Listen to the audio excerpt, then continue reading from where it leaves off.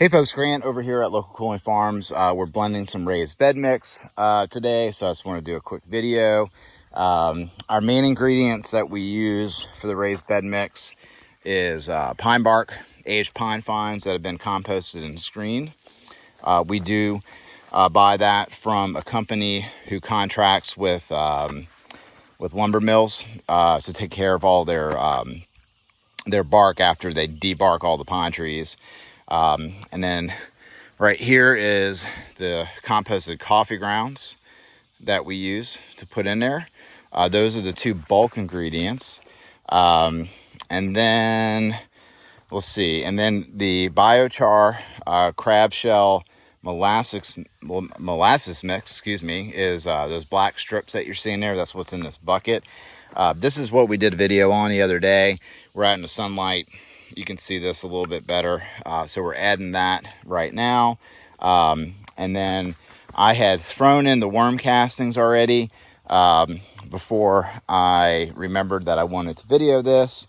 So if I can find a chunk of worm castings, that's a chunk of worm castings that we put in there. We use unscreened worm castings when we use it for the raised bed mix. We screen the worm castings when we bag them up for individual sale.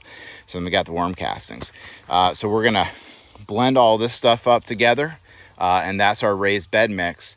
There are two main things that our customers need to do with our raised bed mix.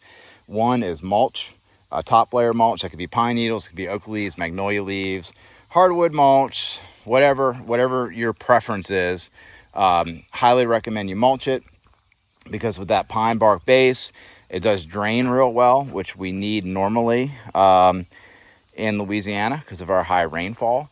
But of course, when we have a drought, it dries out quick. So you need to be prepared to retain that moisture in the material.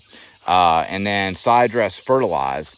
We really pay attention to the structure, the drainage, the biology, and a lot of the chemical stuff of the raised bed mix that we make. It's a great platform to grow vegetables in, certainly for landscaping plants. And so if you're doing any bushes or trees, you don't need to add any additional fertilizer. I honestly don't recommend it. If you are growing vegetables, I do recommend side dress fertilizing. And you may think to yourself, wait a minute, Grant, you've got all this compost, the worm castings, the biochar, the crab shell in there, and all that kind of stuff. Yes, because when you plant the plants or you seed the seedlings, they're in that top 2 inches of soil when they start, and the material settles down, and so you end up getting all the chunky stuff up at the top of the bed, and all the good stuff goes down, and it also happens when it rains. So you need to get that nutrients as close to the root system as possible in order for it to kind of get off to a really good start. The other thing is that I can't pre-fertilize this mix because I don't know what you're using it for. So some people buy it for azaleas, some people get it for roses, some people get it for trees, some people get it for squash and tomatoes, some people get it for, lettuce mixes and greens and stuff like that. So I have no idea what growth cycle you need for your garden, and so that's going to be up to you. So there's a thing called growth cycle specific fertilizing. That's where you strategically use your NPK, your nitrogen, phosphorus, and potassium to fertilize to the growth cycle of the plant. Typically, a grow, a bloom, and then a fruit and flower. And so I really recommend you using these growth cycle specific fertilizers, and our bias is organic, natural. So I'm not telling you to go out and get Miracle-Gro. I'm telling you to get blood meal, bone meal, green sound, alfalfa meal, more crab shell meal, like whatever your deal is with your fertilizer.